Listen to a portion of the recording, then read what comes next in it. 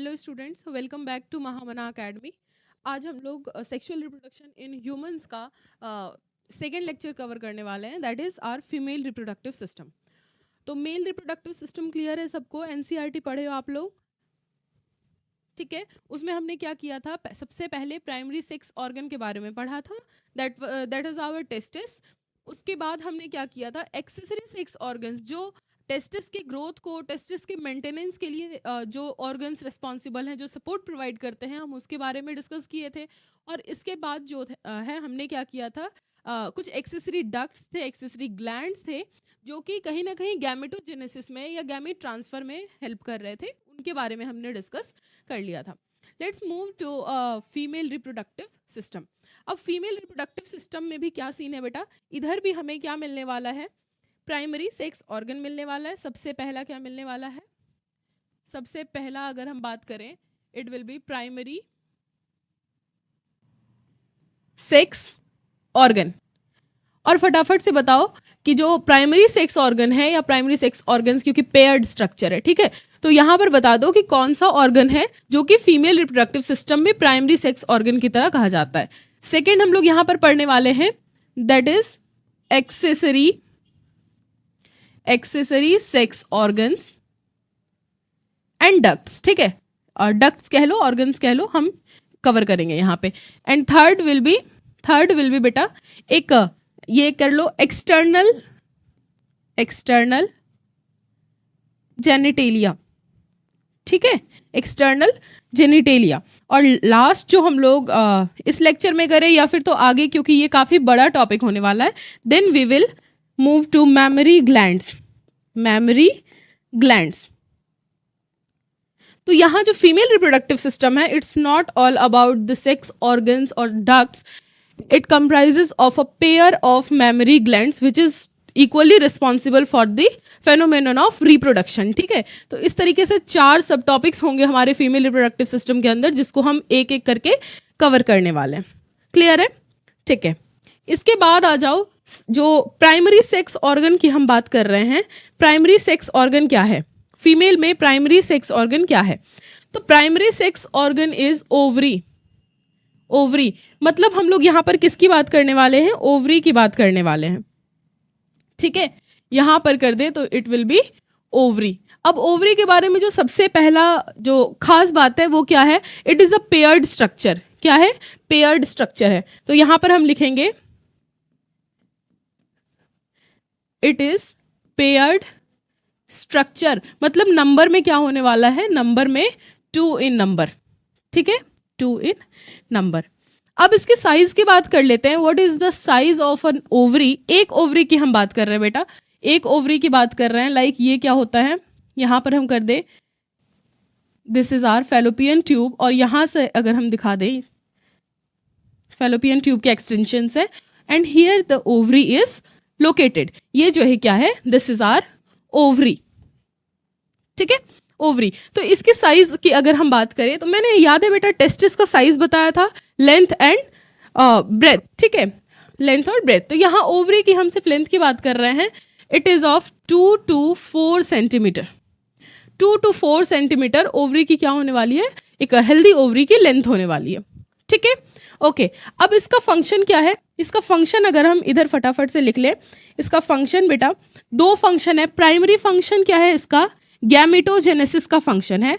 Primary function is to produce gametes. कौन से gametes? Absolutely it is female gamete. Female gamete is also known as egg cell, ठीक है।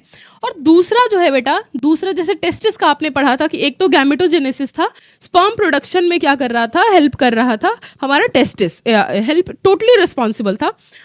तो यहाँ और दूसरा क्या कर रहा था, मेल हार्मोन को रिलीज कर रहा था, मेल एंड्रोजन को रिलीज कर रहा था, दैट मीन्स उसका क्या नाम था, टेस्टोस्टेरॉन, ठीक है। तो यहां पर ये ओवरी भी क्या करने वाला है, फीमेल हार्मोन को रिलीज करने वाला है। And what is the female hormone, this is estrogen, it is estrogen, ठीक है, एस्ट्रोजन को रिलीज करने वाला है। तो 2 यहां पर हमारे पास जो मेजर फंक्शन है ओवरी का, that is mentioned here. First one is gametogenesis. Female gamete का प्रोडक्शन कहाँ होने वाला है? ओवेरियन सेल के अंदर, या ovarian cell is going to produce female gamete. ठीक है, और ओवरी जो है वो ऑर्गन है जहां पर फीमेल गैमेट बनने वाला है. दूसरा क्या है बेटा कि फीमेल हार्मोन, या जिसको हम एस्ट्रोजन बोल रहे हैं, estrogen is going to produced by ovary only. ठीक है, तो ये दोनों चीज क्या है, बहुत ही मेजर रोल प्ले करता है in sexual reproduction. Because you know gametogenesis is too much vital. Gametogenesis होना ही है, और कहीं ना कहीं ये एक पिक्यूलियर कह सकते हो स्टेप है जो कि सेक्सुअल रिप्रोडक्शन तक लिमिटेड है. एसेक्सुअल में कहीं भी गैमेटोजेनेसिस नहीं मिलेगा. दूसरा जो हार्मोन है, ये फीमेल हार्मोन है, दैट इज एस्ट्रोजन जो है, it is responsible for the production of gamete. Estrogen is responsible for the production of gamete. मतलब गैमेट बन रहा है या चीज़ें गैमेट का सही प्रोडक्शन, मतलब सही गैमेट का प्रोडक्शन हो रहा है, हेल्दी गैमेट का प्रोडक्शन हो रहा है, कह लो सही वे में हो रहा है. ठीक है, that is totally controlled by estrogen. Estrogen के इन्फ्लुएंस से और सारे हार्मोन रिलीज जरूर होंगे, हम उसके बारे में भी बात करेंगे. एक पूरा सेक्शन ही है आपका, एक सब टॉपिक ही है रिप्रोडक्शन चैप्टर में, दैट इज मेंस्ट्रुएशन. हम उसमें डिस्कस करेंगे कि और कौन से हार्मोन्स है और कैसे फंक्शन कर रहे हैं, और क्या किसका लोकेशन है, और क्या उसका टारगेट साइट है. ठीक है, सब करेंगे. यहाँ पर जो हम ओवरी के बारे में बात कर रहे हैं तो एस्ट्रोजन को फोकस कर रहे हैं. ठीक है, तो एस्ट्रोजन क्या है? एस्ट्रोजन इज द कह लो कि प्राइमरी फीमेल हार्मोन या मेन फीमेल हार्मोन है जो कि ओवरी के. अच्छा, एस्ट्रोजन के बारे में अगर हम एक दो बात और कर लें तो इसके बारे में क्या है बेटा, इसके बारे में है कि एस्ट्रोजन गैमेटोजेनेसिस करा रहा है. एस्ट्रोजन क्या कर रहा है? फीमेल रिप्रोडक्टिव पार्ट्स को मेंटेन कर रहा है. ठीक है, मेंटेन. अब मेंटेन में क्या कर रहा है? उसके फंक्शन को मेंटेन कर रहा है. जिस फीमेल सेक्स ऑर्गन का जो फंक्शन है उसको कौन मेंटेन कर रहा है, उसको कौन कंट्रोल कर रहा है? एस्ट्रोजन. उसके शेप एंड साइज को मेंटेन कर रहा है. जैसे अभी बताया कि 2 to 4 सेंटीमीटर साइज है एक नॉर्मल एडल्ट हेल्दी ओवरी का, तो उसका साइज रिड्यूस ना हो. ओके, प्रॉपर फंक्शनिंग हो. Everything is controlled by estrogen. साथ ही साथ जो दूसरे सेक्स ऑर्गन्स हैं, लाइक यूट्रस की हम बात करें, फैलोपियन ट्यूब की बात करें, उनका क्या साइज है, उनका क्या फंक्शन है, सब कुछ आपके एस्ट्रोजन से कंट्रोल होता है. ओके,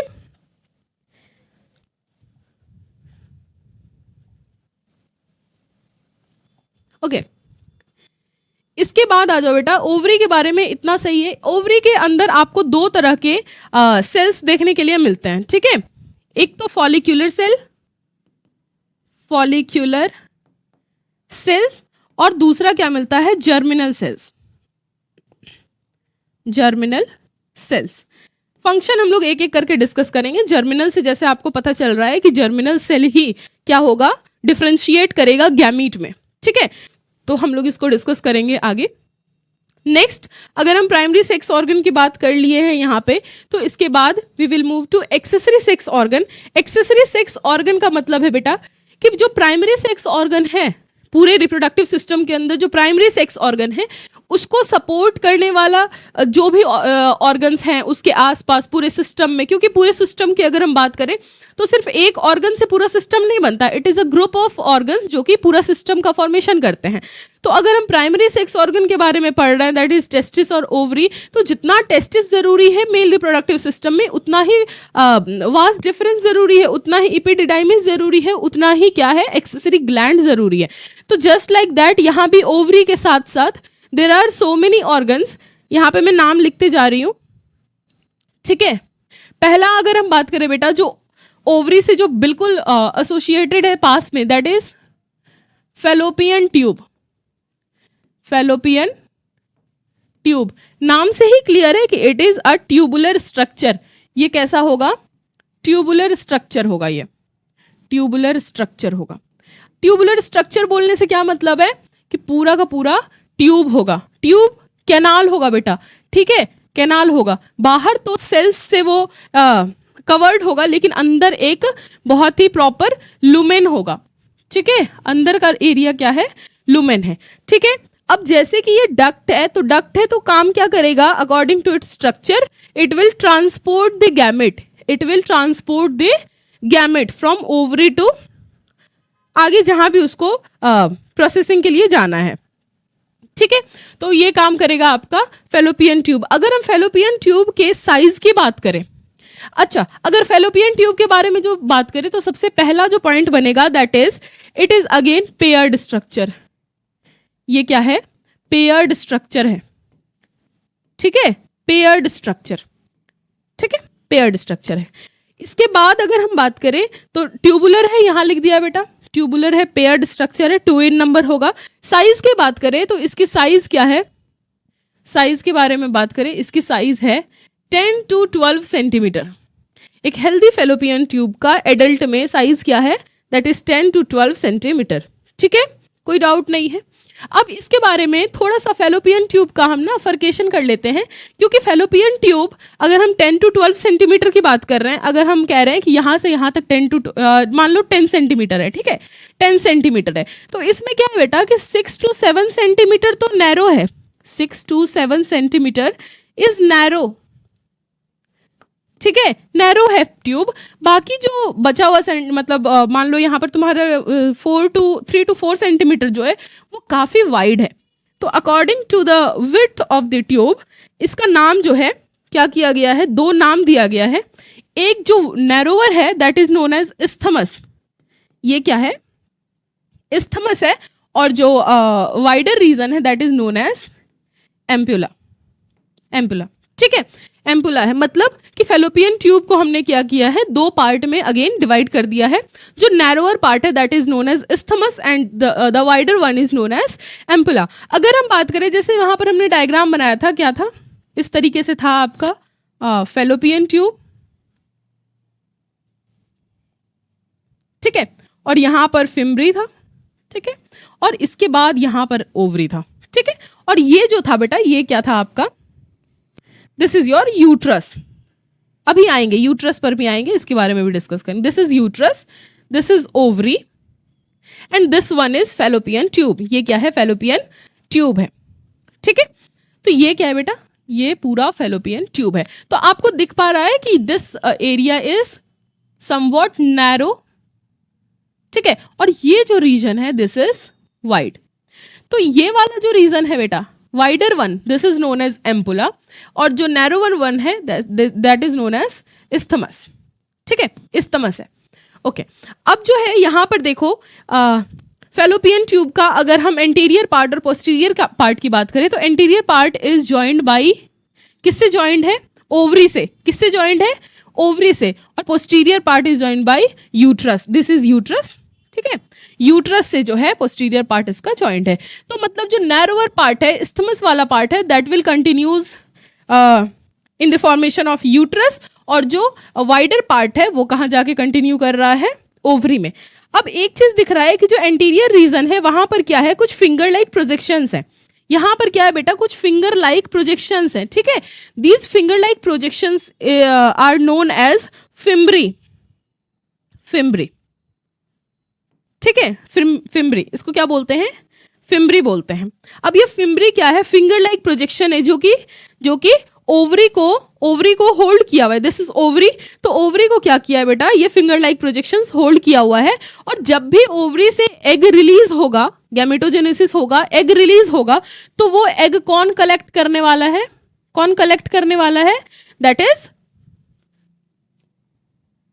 फिम्ब्री जो है कलेक्ट करने वाला है। इसके बाद अगर हम थोड़ा सा और बात करें इसके बारे में तो क्या दिया हुआ है यहाँ पर क्या दिया हुआ है? दिस इज एम्पुला, जो कि फर्दर क्या हो रहा है? फिम्ब्री में कन्वर्ट हो रहा है। तो जहां पर फिम्ब्री का फॉर्मेशन होगा बेटा वहां पर क्या है? Fallopian tube funnel like structure का फॉर्मेशन कर रहा है। क्या कर रहा है? फनल लाइक स्ट्रक्चर का फॉर्मेशन कर रहा है, and that funnel like structure is known as infundibulum, infundibulum, ठीक है, इनफंडिबुलम। तो आपको एक सिर्फ फेलोपियन ट्यूब में कितना कुछ पता चल रहा है? दैट इज कि fallopian tube is a tubular structure, paired structure है। साइज क्या है इसकी? 10 to 12 सेंटीमीटर है। फर्दर जो है फेलोपियन ट्यूब को क्या कर रहे हैं? 3-4 पार्ट्स में डिवाइड कर रहे हैं। एक है इस्थमस जो कि नैरो पार्ट है, कंटिन्यू कहाँ हो रहा है? यूट्रस में जाके। Wider part is known as ampulla, ठीक है। यहां पर अगर एक और की पॉइंट है बेटा कि एम्पुला में क्या होने वाला है? एम्पुला में एम्पुला की अगर हम बात करें तो यहां पर होता है fertilization, this is site of fertilization, this is site of fertilization, ठीक है। उसके बाद कंटिन्यू हो जाता है एक फनल लाइक स्ट्रक्चर में, फनल के शेप में कन्वर्ट हो रहा है हमारा fallopian tube, that is known as infundibulum. और इनफंडिबुलम फाइनली क्या हो रहा है, बाइफरकेट करके फिंगर लाइक प्रोजेक्शंस अराइज कर रहा है, that is known as fimbriae, ठीक है, फिम्ब्री का फॉर्मेशन हो रहा है। Next we will move to uterus. इसके बाद क्या आता है, यूट्रस।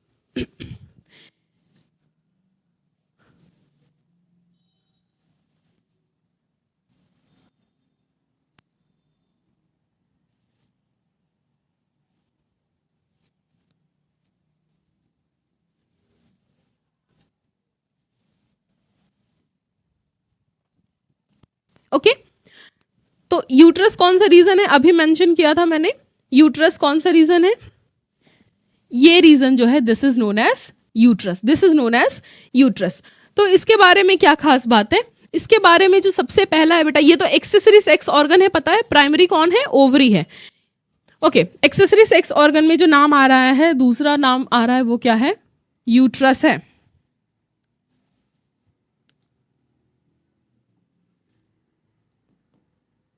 यूट्रस है, ठीक है, यूट्रस। अब यूट्रस के बारे में जो सबसे पहला ख्याल आता है वो क्या है, एनसीईआरटी लिखती है it is a bag like structure. ये क्या है, बैग, बैग बोल सकते हो या sac like structure, sac like structure मतलब क्या है, एक थैले के शेप का है ना, एक थैले के शेप का है। Also known as womb, okay, also known as womb. इसके बाद अगर हम बात करें, इसके बाद इसकी बात करें कि ये बना किससे, इट इज कंप्लीटली मस्कुलर, ठीक है, मस्कुलर बॉडी है ये, ठीक है, ठीक है। अब जो है यूट्रस की अगर हम बात करें, कंप्लीट यूट्रस की, तो यूट्रस हैज 3 लेयर। मसल का क्या है, 3 लेयर का मसल है इसका। अब 3 लेयर का मसल से क्या मतलब है, अभी आ जाओ, अभी डिस्कस करते हैं यहां पर 3 लेयर मसल का क्या। जो सबसे आउटर वाला लेयर है that is known as perimetrium, ठीक है, और जो सबसे इनर वाला लेयर है that is known as endometrium, that is known as endometrium. ये क्या है, एंडोमेट्रियम है, ठीक है। अब बच क्या गया, इसके बीच का बहुत ही थिक सा रीजन बच गया, that is middle layer of uterus, that is known as myometrium, that is known as myometrium. इसके बारे में लिख दूं, जो आउटर ऑरेंज कलर का जो लेयर आपको दिख रहा है बेटा, वो काफी ज्यादा थिन है, that is known as perimetrium, perimetrium. Second one is middle layer, जो कि काफी ज्यादा थिक दिख रहा है आपको मिडिल और सॉरी आउटर और इनर के कंपैरिजन में, that is myometrium. And the inner most is endometrium,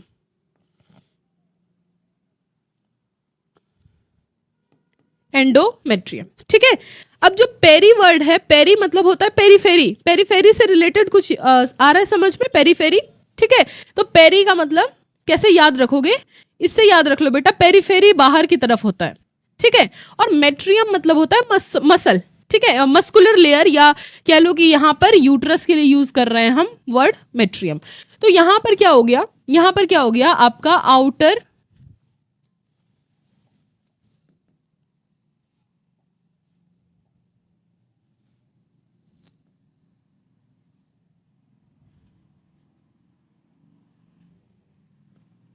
outer layer of uterus is known as perimetrium, which is बहुत ज्यादा क्या है, ये थिन है, बहुत ज्यादा थिन लेयर है, जस्ट कवरिंग प्रोवाइड कर रहा है यूट्रस को।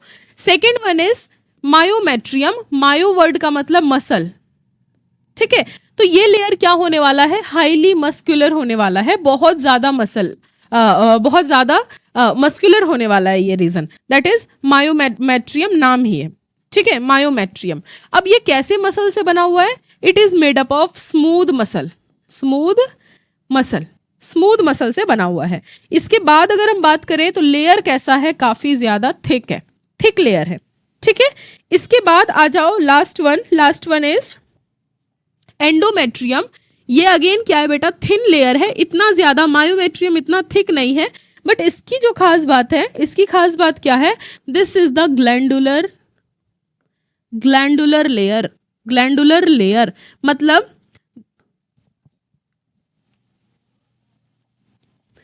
मतलब क्या है बेटा, एंडोमेट्रियम वॉल में, एंडोमेट्रियम लेयर जो है यूट्रस वॉल का, उसके अंदर हमें बहुत सारे ग्लैंड्स मिलते हैं, बहुत सारे ग्लैंड्स मिलते हैं। अब ग्लैंड्स हैं तो क्या रिलीज करेंगे, हार्मोन या सिक्रीशन, हम बोल सकते हैं कि वो क्या करेंगे, सिक्रीशन सिक्रेट करेंगे इनसाइड द यूट्रस। ठीक है, तो तीनों लेयर आई होप आप लोगों को क्लियर है। First one is perimetrium, second one is myometrium, third one is endometrium.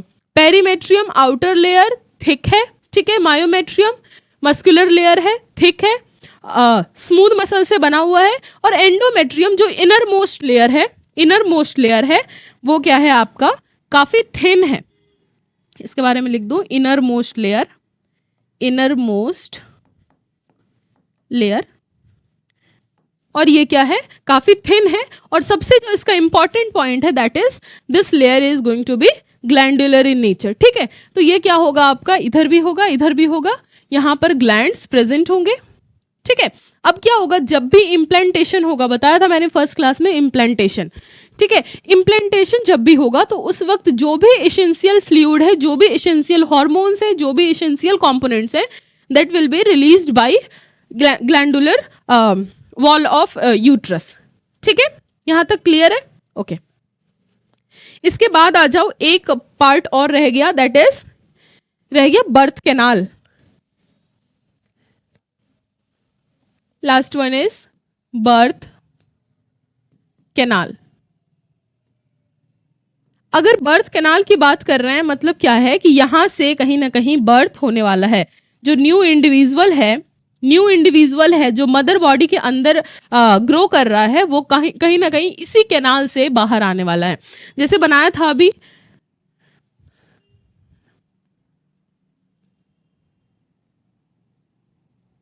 ठीक है, ये जो है structure, this is known as birth canal.